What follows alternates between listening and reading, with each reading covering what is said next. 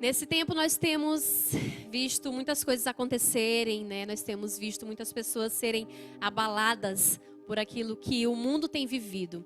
Mas não se espante, porque tudo isso está na palavra e nós estamos no fim dos tempos, realmente, como a palavra já tem profetizado, como Jesus já falou, né, que aconteceria.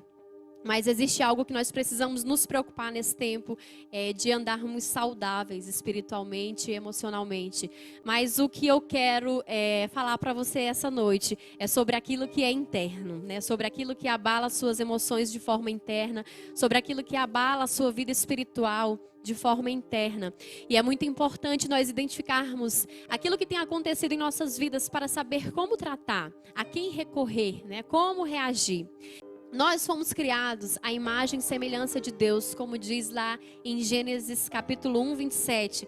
Fala que nós fomos feitos à imagem e semelhança de Deus. E isso envolve o aspecto físico, emocional, espiritual, intelectual. Isso envolve essas áreas da nossa vida. Esses traços de Deus estão em nós, porque nós fomos feitos à sua imagem e semelhança. E ignorar qualquer aspecto de quem somos como homens e mulheres feitos à imagem e semelhança de Deus sempre resulta em consequências destrutivas em nosso relacionamento com Deus e com as pessoas. Por quê? Porque a falta de entendimento a respeito de quem nós somos em Deus vai nos trazer insegurança, vai nos trazer uma falha na identificação da nossa identidade, de quem nós somos. Quem nós somos, o entendimento de que você vem de Deus e que você é a imagem e semelhança dele faz toda a diferença em como você vai reagir às situações, às circunstâncias nessa terra. O espiritual e o emocional, eles estão conectados, nosso corpo, alma e espírito. Nós só precisamos identificar onde está nascendo, né, o problema, por qual porta ele está entrando, qual janela da nossa alma está entrando. Ou seja, nós precisamos entender qual é o tempo que nós estamos vivendo hoje. É o tempo da poda ou é o tempo de dar fruto? Qual é o tempo que nós estamos passando? Nós precisamos identificar as fases da nossa vida, as estações da nossa vida, porque às vezes nós entramos em conflitos. Porque você está aqui lutando para dar fruto, mas não é o tempo de dar fruto, é o tempo de Deus estar te podando. É o tempo de Deus estar te tratando. É o tempo de Deus estar trabalhando nas suas emoções, no seu caráter. E às vezes o contrário também. Você já foi podado, já foi limpo, já foi preparado e agora é tempo de dar fruto. E você está aí parado, esperando. Não, eu acho que tem mais alguma coisa para fazer. Não, eu acho que Deus tem mais algo para ministrar. Não, eu acho que Deus tem que falar mais alguma coisa. Meu irmão, identifique a sua estação. É tempo de dar frutos? Vá e dê frutos. É tempo de ser podado, pare e obedeça ao Senhor. Mas eu preciso passar para você algo que ministrou muito no meu coração. Esses dias eu tenho estudado sobre isso, sobre essa saúde emocional, essa saúde espiritual bem. E nós precisamos identificar, diagnosticar em nossas vidas alguns sintomas que vão nos mostrar a época que nós estamos vivendo. Primeiro, vamos lá. Como identificar a espiritualidade emocionalmente doentia? Primeiro, usar Deus para fugir de Deus.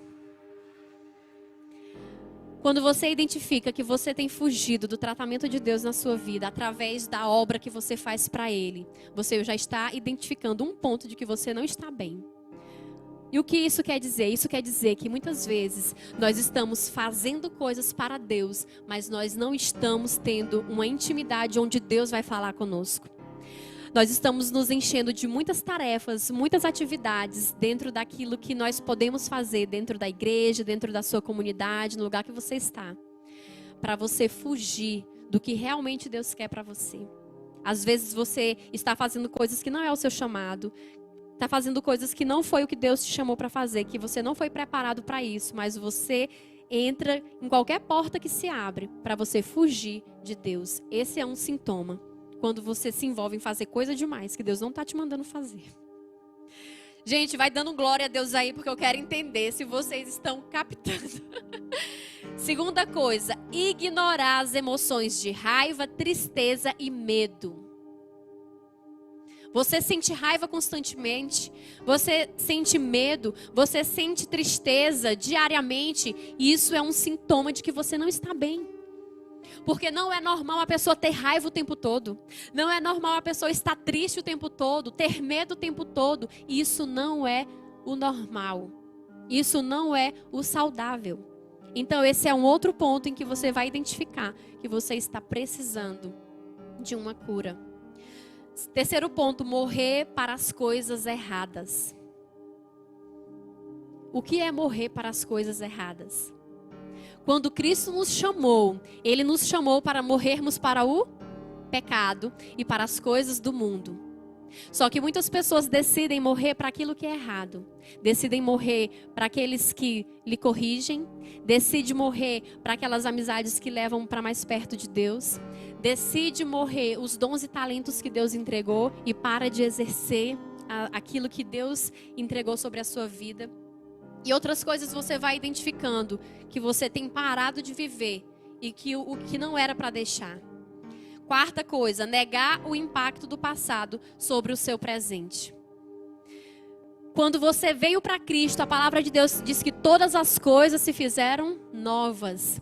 Mas você precisa entender que a salvação veio, a restauração veio, o resgate veio. Mas aquilo que é pendência do seu passado, você precisa resolver. Você precisa resolver porque se você não resolver, você vai ter sempre um fantasma vindo te cobrar. Aquilo que você deixou lá atrás que você não resolveu.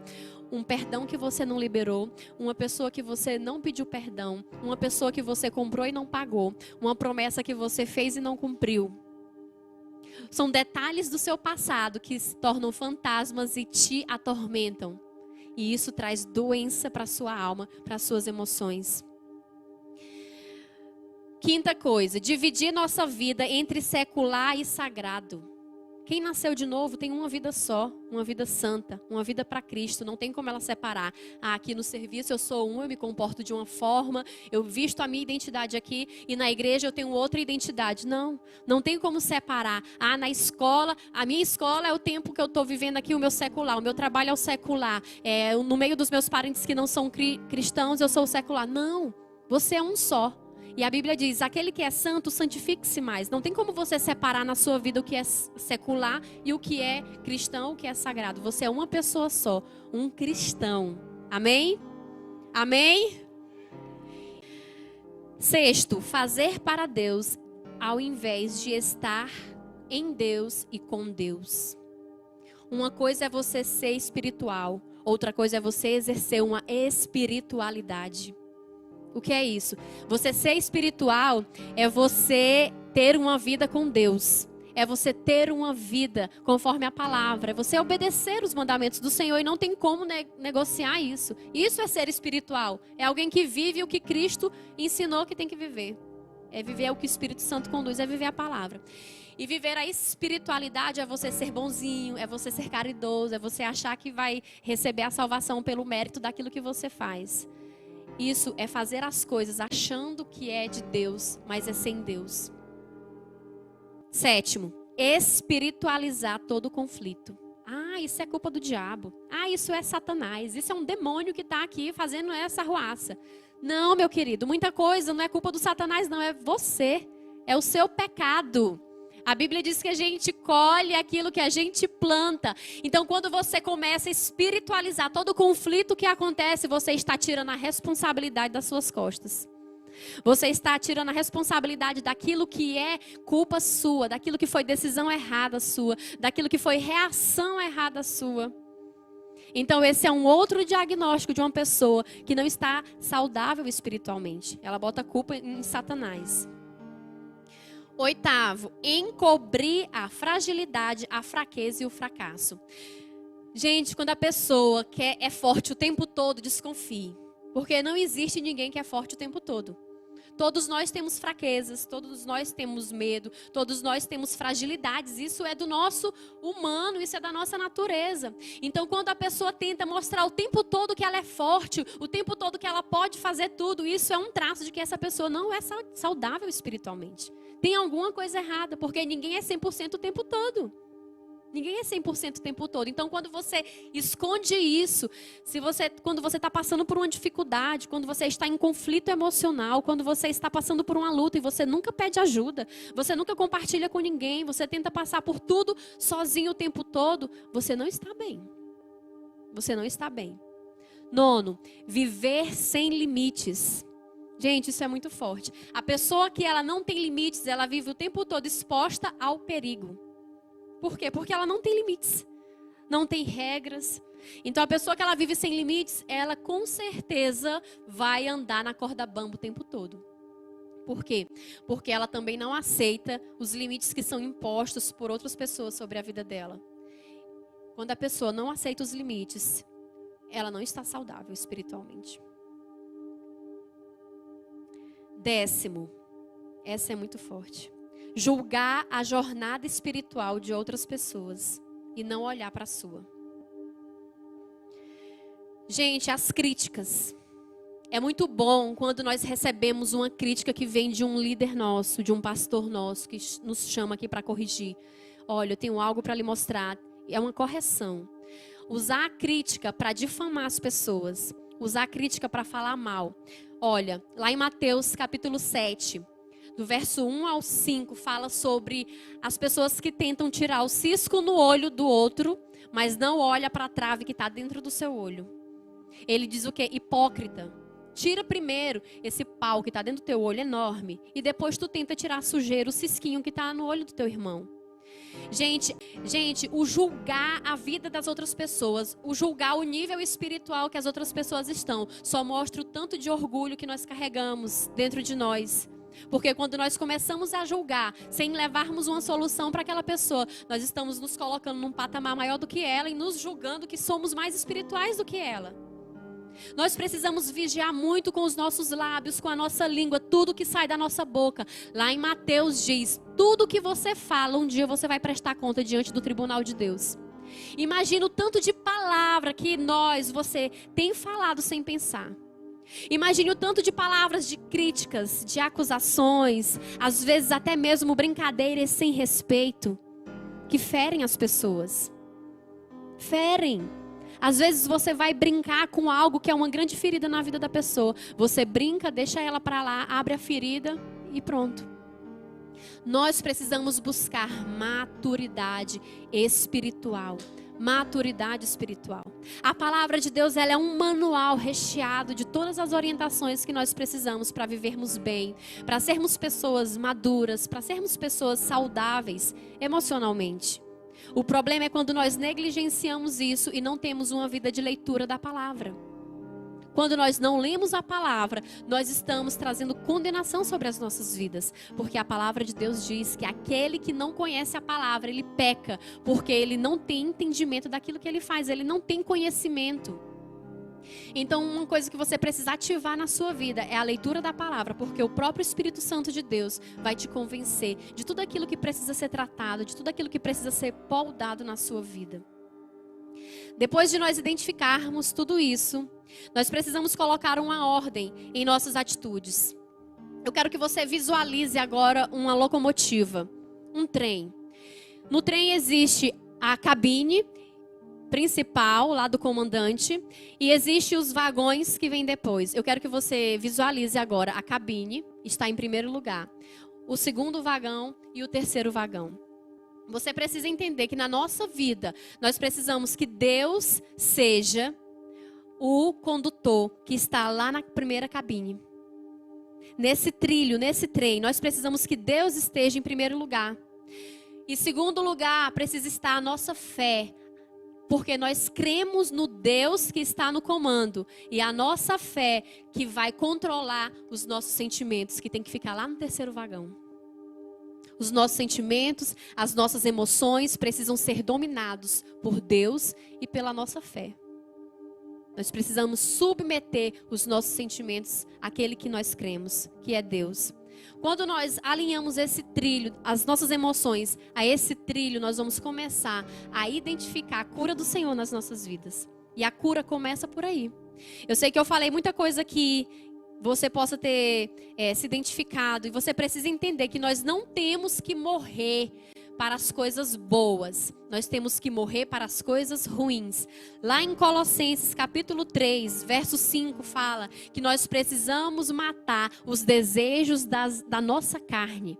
Nós precisamos matar os desejos da carne, o pecado, aquilo que nos afasta de Deus. E aí ele vai falando, vai dando vários exemplos do que nós precisamos matar em nossas vidas. Então você não pode matar o que é bom, você precisa matar o que é ruim. Amém? Glória a Deus. Uma coisa para reforçar aqui, nós identificarmos.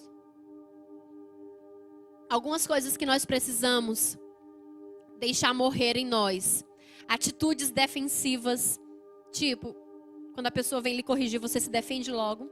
Você não para ouvir e analisar onde o ponto que você estava errado. Você vai logo se defendendo e justificando, e defendendo e justificando. E no final das contas você não ouve a correção e não recebe. Depois, a indiferença. Vocês sabiam que a indiferença é o contrário do amor? Muitas pessoas ensinam, o contrário do amor é o ódio. Não, o contrário do amor é a indiferença. Existe coisa pior do que você ser indiferente e rejeitar alguém? Quando você mata essa pessoa quando você é indiferente com ela. Outra coisa, a arrogância, a teimosia, a hipocrisia, a atitude de julgar, a frieza, bem como todos os pecados que já são completamente claros na palavra de Deus. Então nós precisamos deixar que as partes ruins de nós morram e as partes boas daquilo que Deus nos deu, a imagem e semelhança dele, vivam e resplandeçam. Tem muitas coisas que nós precisamos entender. Não podemos espiritualizar tudo e não podemos naturalizar tudo também. Nós precisamos ter um ponto de equilíbrio em nossas vidas para identificar quais coisas Deus está me levando para ser tratada, quais coisas Deus está permitindo que aconteça na minha vida para eu ser tratada, para eu ser moldada, para eu melhorar. E quais são as coisas que estão acontecendo como consequência do meu pecado, do meu erro, né, da minha desobediência, da minha rebeldia. Nós precisamos buscar no Senhor a identificação dessas coisas. Mas o mais importante, mais do que identificar os sintomas de uma alma doente, é você aprender qual é o remédio para isso. Amém? Quantos querem saber a cura? Então vamos lá. Então, como receber a cura para uma alma que está emocionalmente abalada, uma alma que está emocionalmente ferida, uma alma que está completamente desalinhada, desestruturada emocionalmente? Primeira coisa, até que ponto você está aberto para deixar Deus te curar? É a primeira pergunta que você tem que fazer para você mesmo. Até onde eu estou disposta a deixar Deus me curar? É a primeira pergunta que você precisa se fazer e responder, né? E depois disso, você vai conseguir colocar em prática as orientações conforme a palavra vai nos dando. Primeira atitude para você ser curado é você aceitar que você é filho de Deus. Aceite essa condição sobre essa vida. Se você aceitou Jesus, você é filho de Deus. Lavado, remido, comprado pelo sangue de Jesus. Receba essa identidade sobre a sua vida. Receba, aceite essa identidade sobre a sua vida, porque já é o primeiro passo para você ser curado na sua alma, nas suas emoções. Amém? Terceiro, se posicionar para ouvir a Deus. Como eu consigo ouvir a voz de Deus? Esses dias, o pastor Aleph postou um vídeo falando sobre as recompensas de você ouvir a voz de Deus. Quais as recompensas que você tem? Quando você decide a ter uma vida de intimidade com o Senhor, é inevitável que você ouça a sua voz. É inevitável, não tem como você confundir a voz do Espírito Santo se você se relaciona com Ele todos os dias. É igual um familiar seu. Quando alguém está falando na casa, você sabe quem é. Porque você convive com essa pessoa, você tem relacionamento com ela, você tem intimidade, você reconhece a sua voz. Segundo, despertar e submeter-se ao amor de Deus. Você precisa compreender que não é pelo mérito, é pela graça. É pelo amor de Deus sobre a sua vida. É pelo amor dele. Você foi conquistado, você foi comprado, você foi remido por esse amor. E você precisa se submeter a esse amor. Amém? 4. Praticar o silêncio, a solitude e a oração. O praticar a solidão é você aprender a conviver só com você. Não é você se sentir abandonado, rejeitado, sozinho. Não. Aprender a conviver com a solidão é você aprender a se amar também. A ter um tempo só com você mesmo. E essa solitude é o tempo em que você para de falar para poder aprender a ouvir. Porque quando nós falamos demais, nós não ouvimos o Senhor. Quando nós falamos demais, nós falamos o que não deveria também. Então, praticar o silêncio é algo que vai trazer cura sobre a sua vida. É algo que vai tirar a condenação das palavras que você libera sobre você mesmo. Amém? 5. Descansar atentamente na presença de Deus. Gente, quem sabe o que é descansar na presença de Deus? Quantos sabem descansar na presença de Deus? Esse descansar na presença de Deus é você aprender a confiar no Senhor. Aprender a esperar no Senhor. Aprender que Deus, ele não se atrasa e nem se adianta. Deus, ele faz tudo no tempo certo, da forma correta. E às vezes você sofre por uma ansiedade de coisas que não chegaram. Você sofre por uma ansiedade de coisas que não aconteceram. Você sofre por conta de coisas que você não recebeu ainda, que você não tem ainda. Você se preocupa com o amanhã, com o hoje, com o ontem, com tudo. Porque você não aprendeu a descansar verdadeiramente em Deus. 6. Encontrar a essência de quem somos em Deus. A primeira coisa é você identificar, receber a sua identidade de filho. Essa é a primeira coisa. E a essência de quem você é em Deus. Além de filho amado, você é uma pessoa especial que Deus escolheu para trazer algo para essa terra. Você é uma pessoa que Deus escolheu para ter um relacionamento com Ele. Você é alguém que tem dons e talentos que Deus depositou sobre a sua vida. Porque ninguém vem ao mundo vazio. Todos nós viemos com algo que Deus depositou sobre nós.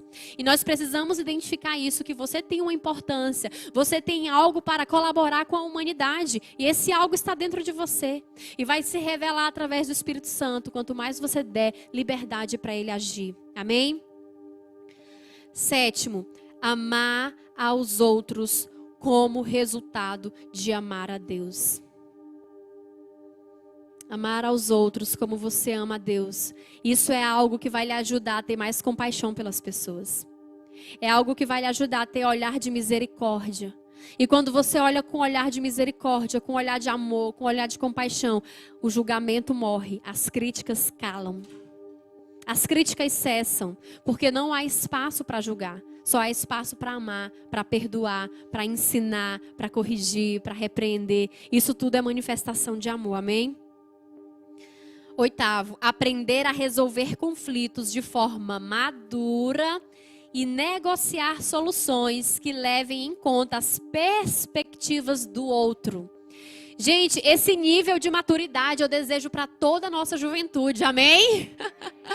Gente, a maturidade em que você consegue resolver um problema sem olhar apenas o seu interesse, sem olhar apenas o seu lado, a sua vontade, o seu querer. Você é maduro o suficiente para parar e ouvir a outra pessoa, ouvir a situação dela, ouvir o coração dela, se colocar no lugar dela, antes de prolongar esse conflito, antes de ficar se defendendo, antes de tentar fazer com que as coisas terminem do jeito que você quer. Gente, isso é um nível de cura, sim, e maturidade que eu profetizo para todos nós em nome de Jesus. Amém? 10. Respeitar e amar os outros sem ter que mudá-los. Meu Jesus. Eu aprendi isso dentro do casamento. Eu fui muito tratada por Deus em relação a isso dentro do casamento, porque quando você casa achando que vai mudar a pessoa. Você casa achando que vai fazer com que ela se encaixe dentro do padrão do que você quer. Meu irmão, você está completamente enganado e errado. A primeira pessoa que tem que mudar é você. Porque uma coisa que traz conflito nos relacionamentos, casamento, amizade, é o fato de você querer o tempo todo mudar outra pessoa. E ela não vai mudar só porque você quer. Porque a única pessoa que convence alguém para mudar algo é o Espírito Santo. Então, se você... Gente, uma coisa que me ajudou muito no namoro. Uma coisa que me ajudou muito no casamento. Quando eu via algo no meu esposo que eu não gostava, isso no namoro, porque eu fui fazendo uma lista, identificando tudo que eu não gostava. Não era só a listinha bonitinha de coisas lindas que tinha. Porque no romance é tudo paixão, alegria, amor, festa. Só que eu pensava assim, eu tenho um exemplo dentro da minha casa, que é meu pai e minha mãe, então eu sei que esse negócio aqui muda. Não vai ficar só esse love aqui do namoro. Então eu comecei a orar, pedindo, Deus me mostra e me revela realmente assim tudo do caráter dessa pessoa, do caráter do meu namorado na época. Me mostra, porque eu quero conhecer ele dos teus olhos, a partir dos teus olhos, e não do meu, que está aqui toda encantada, com esse namoro. Então comecei a orar e pedir para o Senhor gerar circunstâncias, situações onde fosse manifestar o caráter dele. Meu Deus. A minha oração começou a ser essa. Deus, é o seguinte, tem muita coisa aqui. Assim como em mim também tinha muita coisa que precisava mudar. Eu falei, Senhor, aquilo que eu estou olhando, que eu quero que mude. Deus, se isso é algo que aos teus olhos te incomoda também, Senhor, eu vou unir aqui o meu desejo com o teu e eu vou orar e pedir para o Senhor mudar. Agora, se é algo que é frescura minha, Deus, arranca do meu coração em nome de Jesus. Porque eu não quero ficar enganchada nisso aqui não. Não quero ficar amarrada nesse pensamento aqui não. E assim eu comecei a orar e Deus foi transformando a minha mente. Para eu entender que eu precisava respeitar a singularidade dele. Que ele é único, Deus fez ele único. Não tem ninguém na terra parecido com ele. Porque ele é único, é singular. E eu precisava respeitar isso. Amar daquela forma e não tentar mudar. E isso mudou muito o meu jeito de ver, a minha forma de ver e de entender que eu não precisava mudar, mas teve outras coisas que Deus mudou, porque Deus é soberano, amém? E oração ele responde, glória a Deus. 10º, avaliar nossos limites, forças e fraquezas. Quando nós avaliamos o nosso limite, nós entendemos até onde nós podemos ir. E isso também eu tive que aprender, assim, na prática. Porque eu era alguém que queria fazer tudo para todo mundo. Não estava tendo limites, dizendo sim para tudo, querendo fazer tudo. E eu tenho limites, eu sou humano, todos nós temos limites. E também fraquezas, você precisa entender o limite da sua fraqueza. Até você pode ir em algo. Porque você sabe que se passar dali você vai pecar, você vai cair, você vai ceder, você vai negociar a santidade. Então você precisa compreender qual é o seu limite e começar a zelar por isso. Zelar por isso, amém? 11. Libertar-se de padrões autodestrutivos. Isso aqui tinha que ser uma pregação só para essa frase. Porque é muita coisa. Padrões autodestrutivos. Gente, a forma como você se vê, a forma como você olha, vai dizer muito sobre as suas atitudes. Você precisa tomar esse entendimento de que você é filho de Deus, de que você é singular, que você é único, que Deus te fez com essa personalidade, que Deus te fez com esses traços do caráter dele. Quando você se coloca em comparação a outras pessoas, você está se colocando numa balança muito injusta. Porque primeiro Deus não te fez para ser a outra pessoa, Deus te fez para ser você. Amém? Deus fez você para ser quem você é. E aquilo que precisa ser moldado, o poder do Espírito Santo vai trazer transformação. Aquilo que é de pecado, que é do mundo, que é da carne, o Senhor limpa, restaura, purifica, santifica. Agora tem coisas da sua personalidade, do seu gosto, coisas daquilo que é natural seu, que você tem coisas que não tem habilidade para fazer e tem outras coisas que você tem. Então você precisa identificar as qualidades que você tem, os dons que você tem, os talentos que você tem e nisso você vai investir. Quando você se coloca num padrão de comparação com outras pessoas, tem coisas que você nunca vai conseguir fazer porque você não foi chamado para aquilo. Então você é injusto com você mesmo, então você se autodeprecia com isso. Vocês estão entendendo, gente? Glória a Deus. Então você também precisa colocar isso diante do Senhor para você se libertar desse padrão de autodestruição sobre a sua vida. 12. Nomear, reconhecer e controlar nossos próprios sentimentos. Gente, Nomear quer dizer o quê? Aquilo que é pecado é pecado. E aquilo que é pecado você vai tratar como pecado, que é o quê? É confessando e deixando. Foi que Jesus disse para a mulher, vai, não peques mais. Receba o perdão, meu irmão, em nome de Jesus, e siga em frente. Vai e não peque mais. Identifique aquilo que é pecado. Identifique aquilo que é da carne. Identifique aquilo que é emocional, aquilo que é do espírito. Porque quando você vai identificando, você vai trazer controle sobre os seus sentimentos, sobre as suas emoções. Por exemplo, a pessoa que ela está depressiva, triste, ansiosa, que ela está vivendo um momento assim de crise. Ela tem que identificar aquilo que é, de onde está vindo isso. De onde está sendo gerado isso? Que gatilho está sendo ativado para que eu me sinta assim? Identificar isso, tratar. E quando ela tem que compreender aquilo que vem de fora, aquilo que é Satanás que está dando sugestão na sua mente, falando no seu ouvido, porque você precisa se posicionar espiritualmente também. Você precisa rejeitar, você precisa mandar ele correr pelo sangue de Jesus, porque o diabo ele é mentiroso, ele é o pai da mentira e ele vai trazer muitas mentiras para deixar você atolado nos conflitos e você precisa se posicionar contra isso. Amém? 13 e último. Vivenciar nossas dores e perdas. Gente, o que é que isso quer dizer? Você tem que aprender a lidar com as perdas e com as dores. E vivê-las. E não tentar abafar, camuflar, esconder. Isso é muito forte na vida de pessoas que perdem parentes. E nessa época em que nós temos tido tantas mortes, tantos óbitos por conta dessa praga, né, dessa doença. Então as pessoas tentam às vezes mostrar que ela é muito forte, que ela está conseguindo superar a perda de alguém. E ela não vivencia a dor. Ela não se permite sofrer por aquilo. E tenta mostrar ser forte, tenta mostrar que está indo tudo bem. E isso vai trazer doença para a sua alma, para o seu espírito. E mais lá na frente você vai sofrer as consequências. E um dia nós estávamos num retiro. E nesse retiro ela começou a passar mal. E o nosso pastor estava lá no dia e eu pedi para ele orar por ela. E ele disse, minha filha, você perdeu alguém muito próximo? Ela, sim, perdi minha avó. Ele, pois você precisa enterrar sua avó. Você precisa viver a dor da perca dela, do luto. Porque essa falta de ar, e ele também psicólogo, compreendia aquilo que a psicologia também, não só espiritual, mas aquilo que a psicologia comprova e estuda. Que se você não libera a pessoa, se você não vive o luto, essa falta dessa pessoa na sua vida, você sofre um reflexo nos pulmões com falta de ar.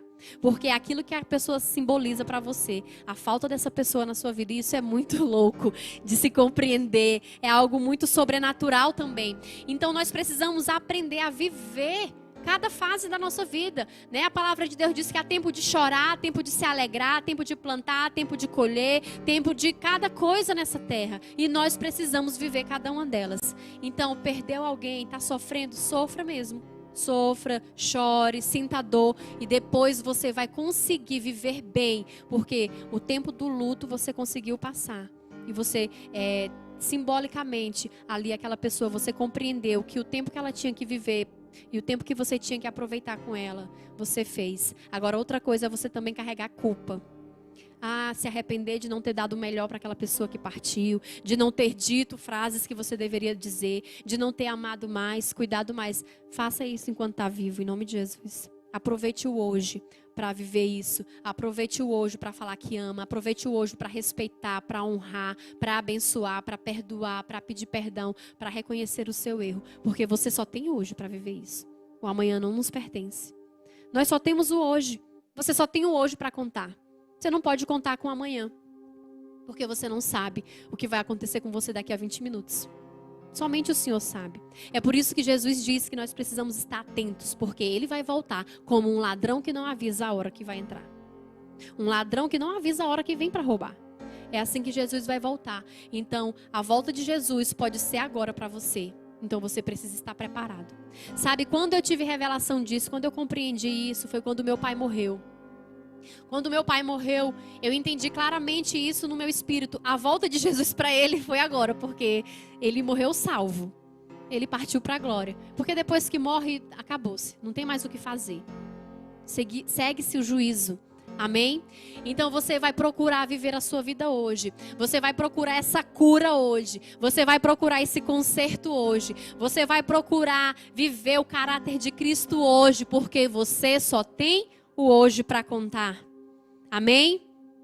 Na nossa vida, nesse trilho de Deus sobre as nossas vidas, nós precisamos colocar o amar a Deus, amar pessoas e amar a nós mesmos, na ordem que cada um precisa estar.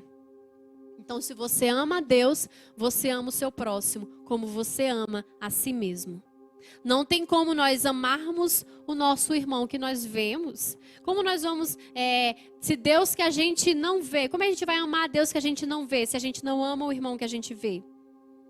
Nós precisamos cultivar esse amor nas nossas vidas, o amor à palavra de Deus, o amor à sua presença, o amor à sua verdade, o amor à sua correção, o amor a tudo aquilo que Ele traz para as nossas vidas. Deus deseja que você tenha uma vida espiritualmente, emocionalmente saudável. Amém? Diga, eu recebo a cura sobre a minha vida espiritual e emocional, em nome de Jesus. Amém? Eu quero orar nesse momento por pessoas que estão nessa situação, doentes. Pessoas que identificaram na sua alma, nas suas emoções, que elas precisam de cura, que elas precisam de um conserto com Deus, que elas precisam que Deus trabalhe em alguma área da sua vida, que essa polda de Deus precisa vir para que você seja completamente sarado. Eu quero orar por você agora. E você que quer entregar a sua vida para Jesus, eu quero orar por você também, para que você seja enxertado na videira verdadeira, que é Jesus. Amém? Pai, nesse momento nós queremos colocar essa palavra diante do Senhor e pedir, Deus, a graça do Senhor para que nas nossas vidas, Senhor, nós possamos ser tratados, nós possamos ser curados, nós possamos amadurecer, Senhor. Nós precisamos, ó Deus, em nome de Jesus, que o Senhor venha agir sobre as nossas vidas. E eu te peço agora que o Senhor ministre sobre cada coração, sobre cada alma, sobre cada pensamento, sobre cada pessoa nesse momento que identificou, Senhor, que identificou um sintoma de que sua alma não está bem, que identificou um sintoma, Senhor, que precisa de cura.